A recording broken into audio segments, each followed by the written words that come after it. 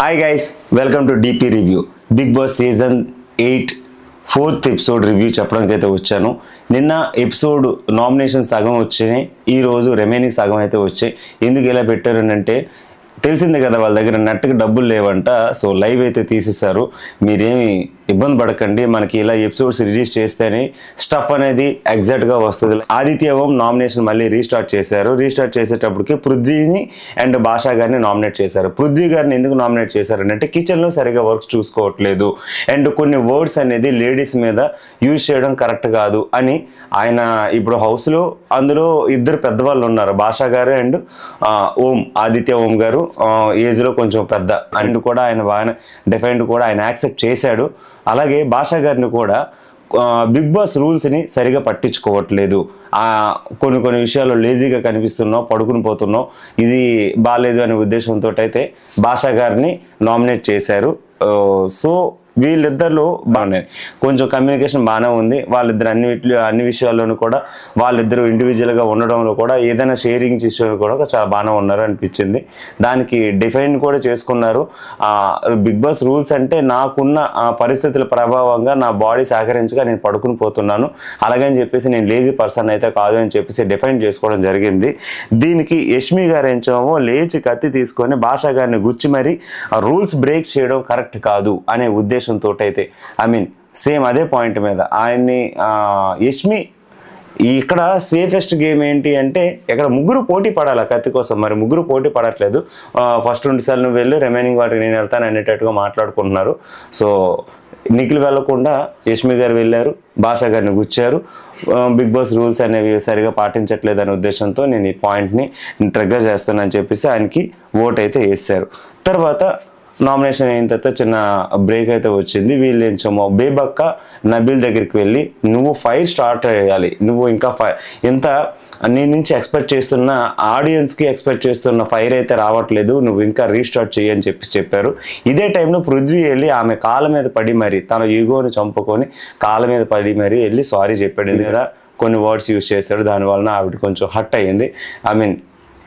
అందుకే ఆయన వెళ్ళి మరీ సారీ అయితే చెప్పాడు.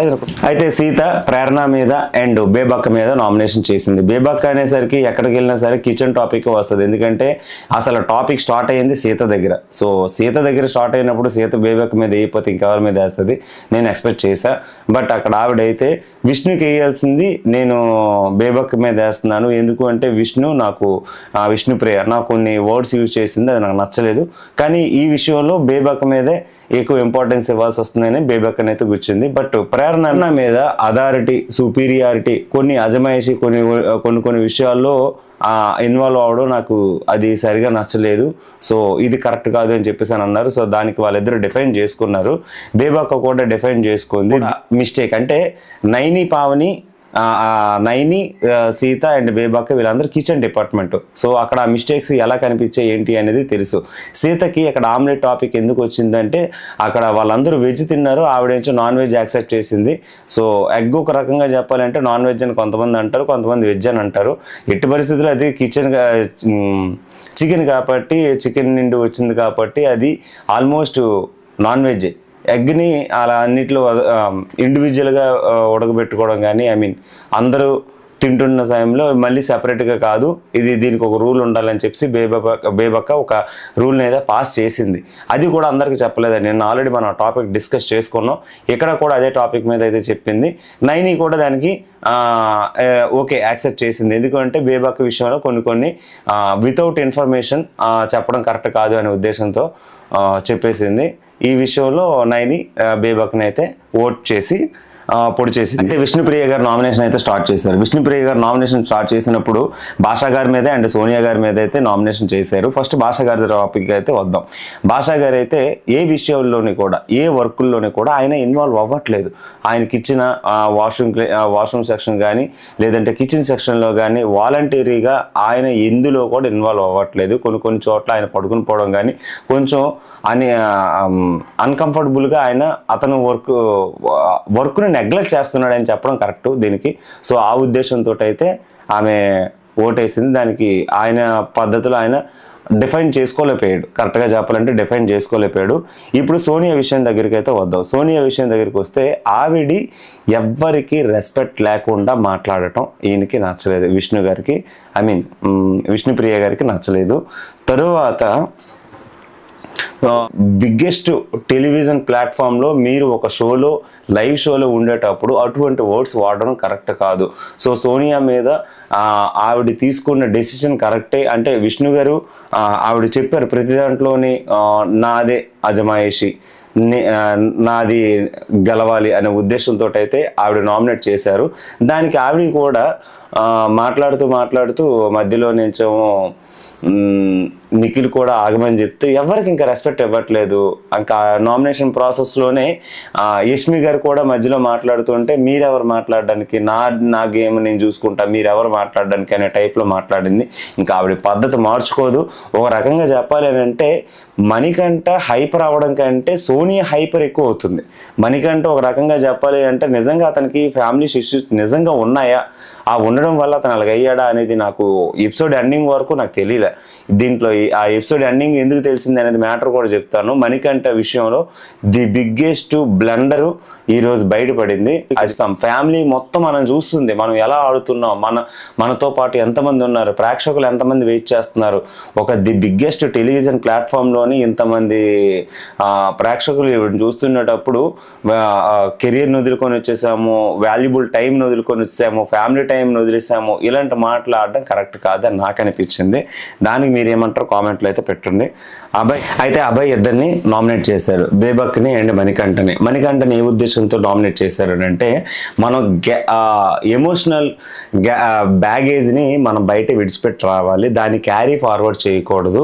ఆ ఉద్దేశంతో నేను నీకు చెప్తున్నాను. ఎందుకు అంటే ఎక్కడికి వెళ్ళినా నేను 2-3 టైమ్స్ నీ దగ్గరికి వచ్చాను, నువ్వు అదే మోటోలో ఉన్నావు, అదే సింపతి క్రియేట్ చేస్తున్నావు, ఆ బ్యాగేజ్ని క్యారీ చేస్తున్నావు, ఆ ఎమోషనల్ థింగ్స్ని క్యారీ చేస్తున్నావు. ఇక్కడికి వచ్చావు, నీకు నువ్వు సెల్ఫ్గా ప్రూవ్ చేసుకోవాలి, కానీ ఆ ఎమోషనల్ క్యారీ చేయడం కరెక్ట్ కాదనే ఉద్దేశంతో నేను నామినేషన్ చేస్తున్నాను. సో ఇది గేమ్కి నువ్వు కరెక్ట్గా ఫిట్గా ఉండాలి కాబట్టి నువ్వు అది చూసుకో అని చెప్పారు. అది అభయ్ బేబక్ని కూడా నామినేట్ చేశారు. ఏంటి అంటే బేబక్క గేమ్స్లో సరిగా ఆడట్లేదు, ఆవిడ లైట్ తీసుకుంది. ఎందుకంటే చీఫ్స్ అనే టాస్క్ దాని గురించి ఉన్న వాల్యూ థింగ్స్ని ఆవిడ లైట్ తీసుకోవడం నాకు లైట్ తీసుకున్నట్టు కనిపించింది, అందుకే నేను ఆవిడని నామినేట్ చేస్తున్నాను అన్నాడు. దానికి కూడా బేబక్క డిఫైన్ చేసుకుంది. యష్మి వెళ్ళి మణికంఠని వెళ్ళి గొచ్చడం అయితే జరిగింది. సో మణికంఠకి అయితే ఎక్కువ ఓట్లు అయితే పడ్డాయి ఇంతవరకు. సో నామినేషన్స్ అయిన తర్వాత కొంచెం బ్రేక్ అయితే వచ్చింది. మళ్ళీ వీళ్ళందరూ హౌస్ మేట్స్ అందరూ లోపలికి వెళ్ళేటప్పుడు ప్రేరణ సీతతో చెప్తుంది, సోనియా మీద నాకు నెగిటివ్ వైబ్ వస్తుంది. సో ఆవిడ దగ్గరికి వెళ్తుంటే ఆవిడ కూడా మొహం తిప్పేసుకుంటుంది అనే టైప్లో ఆవిడ మాట్లాడడం అయితే జరిగింది. క్లియర్ కట్గా ఏం చెప్తుంది అంటే ఎమోషన్స్ని మళ్ళీ చెప్పి సింపతి కార్డ్ అనేది క్రియేట్ చేస్తున్నావు, అది బాగోలేదని అంటే అప్పుడు మణికంఠ చాలా వైల్డ్గా రియాక్ట్ అయ్యి అమ్మగారు చనిపోయేటప్పుడు వాళ్ళ స్టెప్ ఫాదర్ ఎవరైతే ఉన్నారో ఆయన పట్టించుకోలేదని ఆవిడకి కట్టలకి కాల్చడానికి కూడా నేను అది డబ్బులు ఎత్తుకునే సిచ్యువేషన్లో ఉన్నాను, ఆ టైంలో కూడా నాకు ఎవరు హెల్ప్ చేసుకునే పొజిషన్లో లేరు, అంత ఎమోషనల్ని నేను క్యారీ చేసి వచ్చాను, మీ ఎవరైనా పడుంటేనే కదా తెలిసేదనే వర్డ్ అయితే యూజ్ చేశాడు. బట్ అప్పటికి యష్మి చాలా అంటే ఇతను చెప్తున్న మాటలకి అక్కడ ఉన్న వాళ్ళందరూ చాలా ఏడ్చేశారు. ఎందుకంటే యాక్చువల్లీ సినిమాలో చూపిస్తే బీజిఎం స్కోర్ వేస్తే మంచి ఎమోషనల్ క్యారీ ఫార్వర్డ్ అవుద్ది. ఇక్కడ వితౌట్ బీజిఎం వీళ్ళందరూ ఏడ్చేసారు. అయితే అక్కడంత గట్టిగా జరిగింది, ఒక యుద్ధమే జరిగింది అనుకోవచ్చు. ఎందుకంటే మణికంఠ చాలా ఎమోషనల్, అంటే బాగా ఎమోషనల్, అందరినీ ఏడిపించాడు. ఇదంతా బాగానే ఉంది. అంటే అప్పటికి అసలు సింపతి కార్డు క్రియేట్ చేయకూడదని అంటే మళ్ళీ ఆ సింపతి కార్డు తోటి ఏదో రకంగా క్రియేట్ చేశాడు. ఓకే, ఫ్యామిలీ కూడా సెలెక్ట్ చేసింది, నేను ఎక్స్పెక్ట్ చేశాను సోనియా సెలెక్ట్ చేస్తుందని. సోనియా తీసుకున్న డెసిషన్, సోనియాని ఎందుకు సెలెక్ట్ చేసిందంటే వి అని చెప్పేసి 2 పదాలు ఉంటాయి. నీ గురించి నువ్వు చెప్పకుండా ప్రతి దాంట్లోనే అందరినీ ఇన్వాల్వ్ చేస్తున్నావు, ఒక గ్రూపిజం లాగా వాళ్ళందరినీ వీ రిగ్రెట్, వీ నెగిటివ్ ఇటువంటి టాపిక్స్ వాడుతున్నావు, వాళ్ళందరినీ ఎందుకు ఇన్వాల్వ్ చేస్తున్నావు, ఇది కరెక్ట్ కాదు. నువ్వు అది కూడా ప్రతిదానికి కలిపి తిప్పి ఎక్కడి నుంచి తీసుకొచ్చి ఎక్కడెక్కడికో కలుపుతున్నావు, ఇది టాపిక్ కరెక్ట్గా లేదు అని అంటే ఇందులోని యష్మిని కూడా లాగింది. యష్మి మాట్లాడుతుంటే మళ్ళీ మధ్యలో దూరి ఇంకా ఆవిడ డిఫైన్ చేసుకోవడం లేక ఇంకా ఈవిడ గురించి నాకు ఏం చెప్పాలో కూడా అర్థం కావట్లేదు. అంటే ఒక పదం కోసం వెళ్తుంటే ఆవిడ ఇంకో పదంలోకి తీసుకువెళ్ళి అందరినీ అరిచేసి ఇచ్చేసి చేయడం అయితే చేస్తుంది. అది అయితే చాలా అంటే చాలా ఇరిటేటింగ్గా అనిపించింది. మణికంఠ విష్ణుప్రియని నామినేట్ చేసేటప్పుడు ఇక్కడ మణికంఠ విష్ణుప్రియని నామినేట్ చేశారు. ఫెమినిన్గా ఉండడం ఏంటి అంటే దాని ఉద్దేశం ఏంటి అంటే, ఫర్ ఎగ్జాంపుల్ మనం ఇన్స్టాగ్రామ్లో చాలా మందిని చూస్తున్నాం, మగవాళ్ళలో ఆడవాళ్ళ చేష్టలు కనిపిస్తే వాళ్ళని మనం సంథింగ్ లైక్ దట్ అని మనం తిడుతూ ఉంటాం. లేదు అంటే వాళ్ళని నీకే మగజాతికి ఏమైనా చేతబడి చేశారని లైక్ అంటాం. మరి ఇవిడి సింపుల్గా వర్డ్ అనేసి అంటే అక్కడ ఆవిడ సరదాగా అన్నదో లేక సీరియస్గా అన్నదో నాకు కవర్ చేసుకోవడానికి అన్నదో నాకైతే తెలియలేదు. ఆ వర్డ్ అయితే యూజ్ చేసింది. అక్కడ మీనింగ్ ఏంటి అంటే నువ్వు చూడడానికి క్యూట్గా కనిపిస్తున్నావు, ఫెమినిన్గా ఉన్నావు అని అనడం కరెక్ట్ కాదు. బట్ కరెక్ట్ కాదు మీన్ సెన్స్ ఏంటి అంటే ఆవిడకి ఉన్న నోటు దోల వలన అది దొర్లింది, వర్డ్ అయితే దొర్లింది. బట్ అది డిఫైన్ చేసుకునేటప్పుడు కూడా నేను ఒక టీవీ ఇండస్ట్రీకి అంటే ఇప్పుడు అదే టాపిక్ మీద అతను నామినేట్ చేసేటప్పుడు విష్ణుప్రియ కూడా నేను టీవీ షోస్కి నా యొక్క నోటి దోల వలన నా యొక్క ఎంటర్టైన్మెంట్ వలన నేను ఇక్కడ వరకు వచ్చా, దానివలన నాకైతే ఏ ప్రాబ్లం లేదు, నేను అలాగే అన్నా, ఇప్పుడు కూడా అంటున్నా ఆన్సర్ అంటే అప్పుడు మణికంఠ చెప్పాడు, నేను 3 days నీతో ట్రావెల్ చేశా, రెండోసారి ఇటువంటి వర్డ్స్ ఎక్కడ యూజ్ చేస్తావు, ఎవరి మీద ట్రిగ్గర్ అవుతావు అనేది నేను నిన్ను టెస్టింగ్ చేసుకున్నానంటే అప్పుడు ఆమె చాలా ఎమోషనల్ ఫీల్ అయింది. ఎందుకంటే ఈ 3 days వాళ్ళిద్దరు కొంచెం బాండింగ్ పరంగా ఒక ఫ్రెండ్లీ రిలేషన్షిప్ అనేది వాళ్ళిద్దరి మధ్య స్టార్ట్ అయ్యింది అనుకునే టైంకి నువ్వు నాతో ఇలా టెస్టింగ్లో ఉన్నావా, ఇది కరెక్ట్ కాదు అని ఎమోషనల్గా ఫీల్ అయింది. ఎంతో నేను జెన్యున్ క్యాండిడేట్ అనుకున్నాను, బట్ నువ్వు జెన్యున్గా లేవు, యు ఆర్ అన్ఫేర్ క్యాండిడేట్ అని చెప్పేసి ఆవిడ చాలా అంటే చాలా అన్నది ఏడుస్తూ చెప్పింది. విష్ణుప్రియ నోడుదోల వలన నా ఇక్కడికి వచ్చాను, నేను ఎంటర్టైన్మెంట్ ఇవ్వడానికి వచ్చాను కానీ ఎడ్యుకేషన్ చేయడానికి అయితే రాలేదు అనే వర్డ్ అయితే యూజ్ చేసింది. ఓకే, అది నిజమే. ఎందుకంటే యాక్చువల్లీ ఇన్స్టాగ్రామ్లోని యూట్యూబ్లోని చాలా వరకు మనం చాలా రుచి చూస్తున్నాం. ఆవిడ అంటే ఎక్కడెక్కడ ఏ పదాలు వాడిందో మనకు తెలియదు కానీ ఒకవేళ లైవ్ షో ఉంటే కన్వర్ట్ అయ్యేదేమో. బట్ లైవ్ షోలో మనకి లేం కాబట్టి ఈ 1 hour దాంట్లో ఎవరిని ఆడు హైలైట్ చేస్తాడో ఎవరిని హైలైట్ చేయడో తెలియదు ఎడిటరు. సో దాన్ని బట్టి ఆవిడ ఎక్కడ వాడిందో కూడా తెలియదు. చాలా అంటే సీత దగ్గర కూడా సేమ్ వర్డ్స్ యూజ్ చేసిందంట, యష్మి దగ్గర కూడా సేమ్ వర్డ్స్ యూజ్ చేసిందంట. అయితే తర్వాత పృథ్వీ నామినేషన్ చేసేటప్పుడు బేబక్క నామినేట్ చేశాడు. ఎందుకంటే you are unfit for this house, కొన్ని టాస్క్లో మీ బాడీ మీకు సహకరించట్లేదని డైరెక్ట్గా అనేసాడు.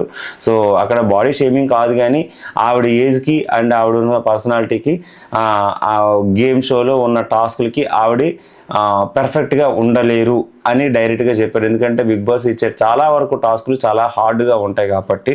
తర్వాత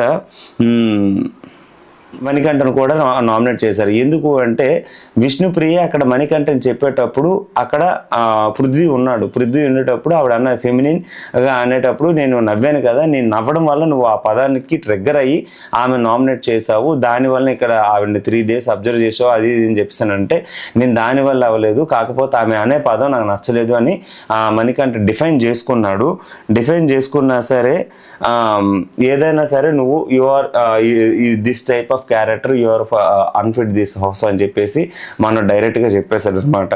సో ఇద్దరికి అదే చెప్పాడు. నైని వెళ్ళి ఓటింగ్ చేసింది.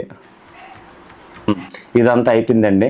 మణికంఠ చాలా అంటే చాలా ఓవర్గా రియాక్ట్ అయ్యి ఓకే ఎంత ఓవర్గా రియాక్ట్ అయ్యాడనంటే ఒక హైపర్ స్టేజ్కి వెళ్ళిపోయాడు. సో మణికంఠను చూసేటప్పుడు నాకు బాధ అనిపించింది ఒక రకంగా చెప్పాలి అంటే. ఎందుకు అంటే నిజంగా ఫ్యామిలీ ఇష్యూస్ చాలా వరకు ప్రాబ్లమ్స్ ఉంటాయి. కొంతమంది హార్ట్స్ బట్టి అది ఎమోషన్ క్యారీ ఫార్వర్డ్ అనేది జరుగుద్ది అనమాట. లైఫ్ లాంగ్ కొంతమందికి గుర్తుండిపోయే మెమరీస్ ఉంటాయి. మెమరీ అనేది మర్చిపోతేనే బెటర్, ఎందుకంటే మనకి ఉన్న ప్రాబ్లమ్స్ని మనం మర్చిపోతేనే ముందుకు వెళ్ళగలం. ఇతను దాన్ని అలాగా బ్యాగేజ్లా క్యారీ చేస్తూ వచ్చాడు. కానీ ఫైనల్గా ఇతనిలో మనం చూసింది ఏంటి అంటే యష్మి అందరూ ఏడ్ చేశారు, అందరూ అతని దగ్గరికి వచ్చారు, తనకి ఎంతో వాదాచడానికి ట్రై చేశారు. కానీ మనోడు ఇలాగా తల నిమురుకుంటూ తల మీద ఉన్న విగ్గును కూడా తీసి పక్కన పెట్టారు. అప్పటి వరకు తెలియదు అతనికి విగ్గు ఉంది అని. నిజంగా అతను కొంచెం అంటే అది పెట్టుకొని తిరుగుతున్నాడు అనే విషయం కూడా ఎవరికీ తెలియదు. అంత బాగానే క్యారీ చేశాడు. బట్ ఇప్పుడు ఎమోషనల్ అనేది డ్యామేజ్ అయిపోయి బ్లాస్ట్ అయిపోయింది. ఇప్పుడు అతని భయం ఏంటి అంటే ఎంత ఎమోషనల్ బయటకు వచ్చిన తర్వాత నేను బయటికి నెగిటివ్ పోర్ట్రేట్ అవుతాను, నేను సింపతి కార్డ్ యూజ్ చేస్తున్నాను, నాకున్న ప్రాబ్లమ్స్ ఎలా ఉన్నాయి, ఇవన్నీ నీ బయటకు వస్తుందని చెప్పేసి బాగా ఏడ్చాడు. బిగ్ బాస్ ఎంచోము సీక్రెట్ రూమ్లోకి పిలిచి మనకంటూతో మాట్లాడడం జరిగింది. తనకంటూ కొంచెం